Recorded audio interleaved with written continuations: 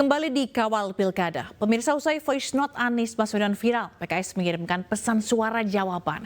Dalam pesan suara yang dibuat oleh Ketua DPW PKS Jakarta, Khoirudin, PKS sebut sempat ajak Anies Baswedan jadi kader namun ditolak.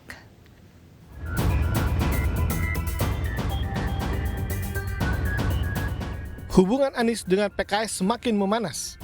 Pesan suara PKS menjawab pesan suara Anies pun beredar di media sosial. Dalam pesan suara ini, PKS klarifikasi soal batas waktu 4 Agustus. Sementara saya, Khoirudin, pernah sampaikan langsung ke Pak Anies agar kalau tidak menerima Pak Soebul Iman, maka Pak Anies bisa mengenakan jaket putih, maksud sebagai kader PKS. Jadi nanti sebagai calon gubernur dari PKS, sehingga bisa mengambil calon wakil gubernur dari luar PKS. Tetapi waktu itu Pak Anies tidak menyambut positif ajakan tersebut. Sebelumnya rekaman suara Anies Baswedan beredar di media sosial. Anies kaget dengan tenggat waktu 4 Agustus. Anies juga klarifikasi bahwa tidak ada pembahasan soal adanya batasan 40 hari untuk mencari dukungan partai. Sama sekali kita tidak membahas soal 40 hari dan lain-lain. Nah, cuma saya kaget aja mendengar jubir-jubir PKS di media mengatakan tenggat waktu 40 hari, lalu deadline 4 Agustus sebagai deadline dari partai lain. Mengapa kaget?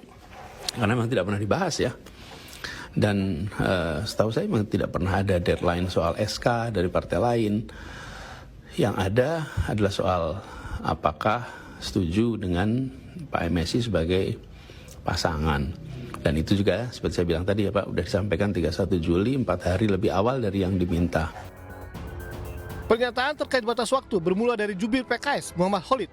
Menurutnya, PKS telah memberikan batas waktu kepada Anies Baswedan untuk mencari rekan koalisi pada Pilkada Jakarta 2024. Namun hingga kini, tak kunjung adanya rekan koalisi. Akibatnya, Anies dan PKS terancam gagal berkontestasi pada Pilkada Jakarta. Padahal PKS adalah partai dengan kursi terbanyak di DPRD Jakarta saat ini. Sementara di sisi lain, Golkar yang tergabung dalam Koalisi Indonesia Maju telah mengusung Ridwan Kamil sebagai bakal calon gubernur di Pilkada Jakarta. Tim Liputan iNews melaporkan.